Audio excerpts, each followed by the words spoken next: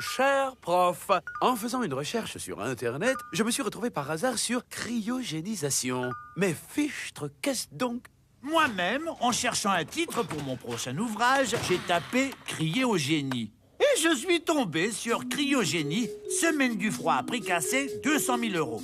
Se faire cryogéniser, c'est se faire congeler à sa mort en attendant qu'on puisse nous réveiller. Mais attention, pas n'importe comment. Quand on congèle les tissus, des cristaux de glace vont se former entre et dans les cellules. Les cellules abîmées se détruiront. Il n'y a qu'à comparer la photo de l'emballage d'une farfalée au fricotin de Macédoine surgelée et ce à quoi ça ressemble vraiment pour saisir à quel point la congélation est une sacrée peau de vache. Sur les humains, c'est donc un poil plus technique. La loi n'autorise pas la cryogénisation sur un être vivant. Je vous ai à l'œil, hein. Alors imaginons que je meurs subitement comme ça. Prof! Oh non! Vite! Heureusement, de mon vivant, j'ai souscrit un compte chez Cryonics Institute. Ils ont une machine qui va masser le cœur hyper fort pour faire circuler dans le corps un liquide à base de glycérol.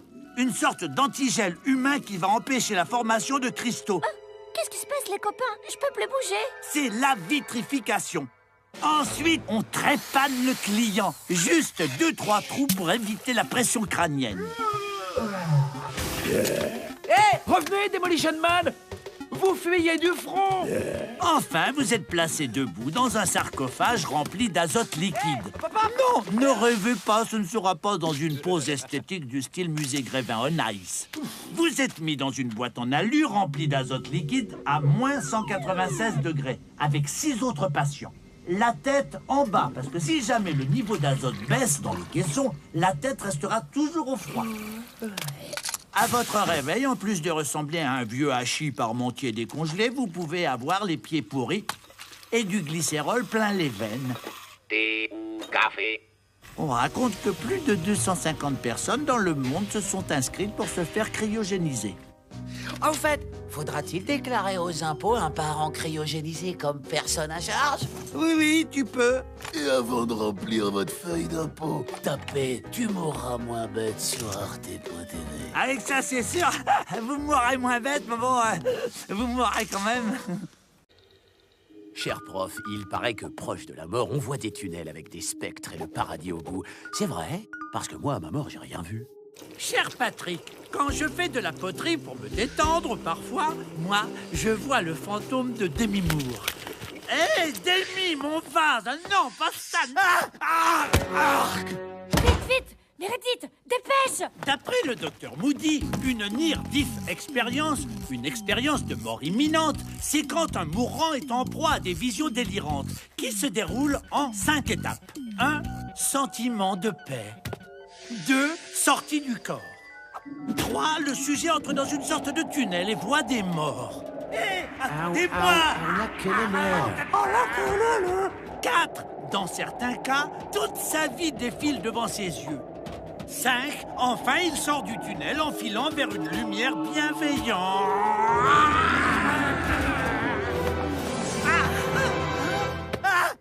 Oh non, mon vase! Il est foutu.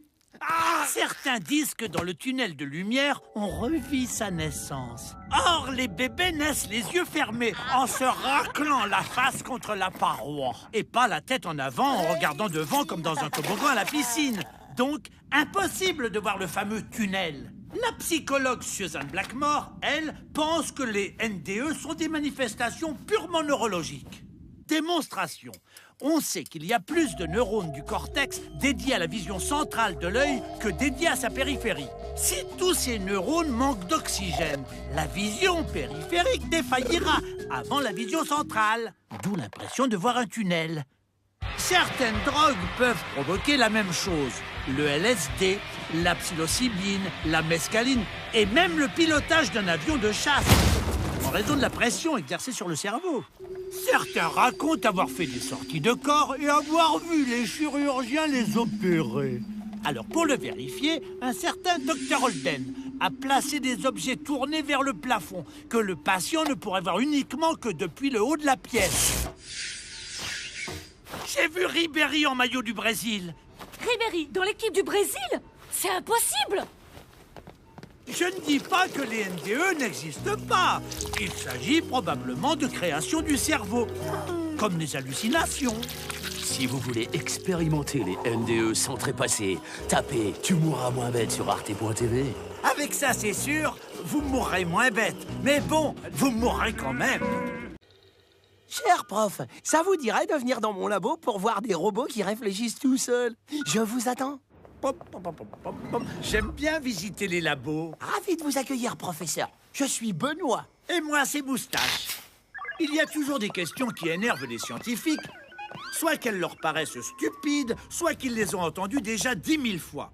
Alors les gars, en robotique, c'est vrai que les Japonais sont les plus forts? Non, enfin, c'est vrai que ce sont de super programmateurs. Ils ont par exemple conçu un robot qui joue du violon. Bon, il ressemblait certes à un alien, mais techniquement, c'était très fort. Seulement, mets-lui un violon plus petit ou autre chose dans les pattes. Il ne saura pas s'adapter. Il appliquera bêtement son programme. Nous, on veut justement faire le contraire. On veut que nos robots apprennent par eux-mêmes, qu'ils s'adaptent. Avance, petit robot. Et comment? Vous ne m'avez même pas programmé pour... Eh ben, démerde-toi. Pour apprendre à rouler, nos robots vont essayer de lever une de leurs roues, la faire pivoter, et au bout de 4000 essais, si ça le fait avancer, il est récompensé. Je roule. Mais au fait, comment vous récompensez un robot? Ah, je lui dis qu'il ira au paradis des robots. C'est là qu'on aborde la deuxième question qui tue. Mais à quoi ça sert? Eh ben, en cas de problème, une roue qui se coince par exemple, le robot tentera de se débrouiller tout seul. Au lieu de rouler, il essaiera de marcher. Marche, petit robot.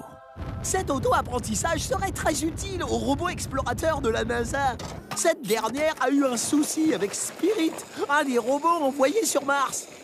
Slowly, Bill. Kiss my ass, John, ok? I am the best.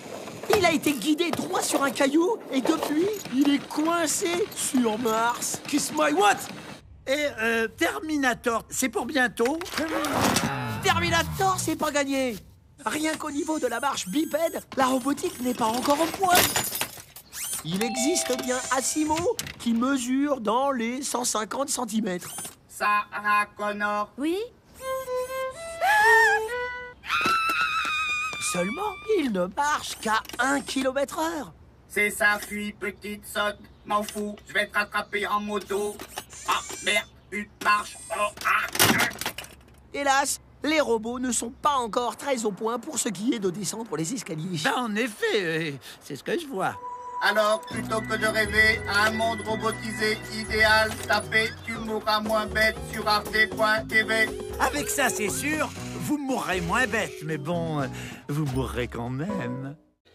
Cher prof, mon père veut qu'après mon bac plus 12, je bosse comme un dingue, même si je dois tomber malade et gagner une misère. Que faire? Ben, t'as qu'à devenir chercheur. Voilà un beau métier qui demande beaucoup de sacrifices pour des clopinettes. Quand je pense à tous ces scientifiques au bord du burn-out que l'humanité ignore... Dans la catégorie bosseur suicidaire, je te présente Percy Terry, un brave type qui vécut au début du XXe siècle et qui eut une idée bigrement maligne en ces temps de guerre. Il inventa une pommade durcissante à s'appliquer sur le corps, à même la peau pour faire office de gilet pare-balles. Hey, hop, C'est tout de même génial comme invention. Pensez aux nudistes qui pourront enfin eux aussi se canarder librement à poil.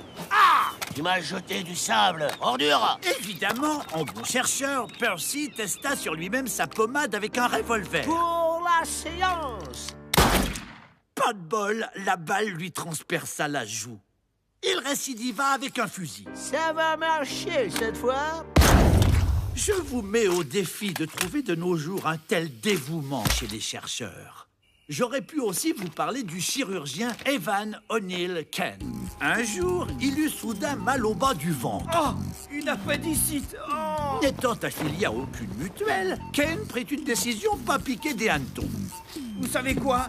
Je vais m'opérer tout seul, tiens. Une bonne injection de cocaïne et d'adrénaline dans le vide. Et c'est parti, mon kiki. Ah, mais quel bazar là-dedans. Il est où ce fichu appendice?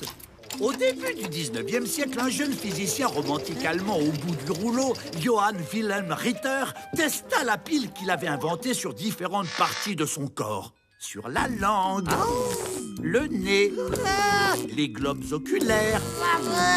Et aussi, il la testa assidûment sur ses parties génitales, inventant ainsi l'électro-orgasme. De fait, il s'électrocuta avec des intensités de plus en plus fortes. Johann, nous avons un gros problème avec la facture de l'électricité. Verstehe? Ach so. Et ce, jusqu'à sa mort à 33 ans. Donc, mon petit Gattaz, votre papa, hein, dites-lui d'y aller mollo niveau zèle au travail. Et puis, plutôt que vous tuer à la tâche, tapez sur Mohamed sur arte.tv. Avec ça, c'est sûr, faut mourir moins bête. Mais bon, vous mourrez quand même, hein. Cher prof, chaque départ en vacances, c'est l'enfer. Est-ce que je pourrais pas mettre en hibernation mes gosses pendant le voyage, comme dans les films de science-fiction? C'est vrai que l'hibernation, on aime beaucoup au cinéma. Surtout pour les voyages spatiaux super longs, comme dans Alien. France Alien, il est 7h. Salut, prof. En forme? Ça va? Marrant, votre barbe n'a pas poussé. Et vos muscles, waouh! Ah ouais, rien n'a fondu pendant ces mois d'inactivité. Sacré coup de bol! Oh, lieutenant Ripley, j'ai rêvé de vous. Ah, fucking haleine de chacal! 4 mois la bouche fermée, mais c'est normal! Les avantages de faire hiberner les astronautes lors d'un très long voyage, par exemple, c'est d'éviter l'ennui, la déprime, les disputes. Hé, arrête! C'est nos dernières réserves. M'en fous, je m'ennuie, et en plus, le pute de la bouche. Je vais te faire la peau! Oh, qu'est-ce que vous faites, les gars? Il a bouffé toutes les chips! Accumuler de la nourriture pour hiberner, c'est pourtant une bonne idée, puisque c'est ce que font certains animaux avant de se terrer plusieurs mois. Imaginez la même chose pour les humains. Une personne de 90 kilos voulant stocker de la graisse avant hibernation devra ingérer 90 kilos de gras pur. Sinon, elle mourra de faim. Un petit pas pour l'homme, mais un gros tas pour l'humanité. Dans ce cas, le surpoids poserait quelques petits problèmes techniques. Ça ferme pas! Autre inconvénient, en cas de danger comme un incendie, faudrait compter sur l'ordinateur de bord pour réveiller les astronautes. Enfin, bon courage pour émerger d'un sommeil aussi long. N'empêche que, même gras comme un porc, au réveil, l'astronaute aura une faim de loup.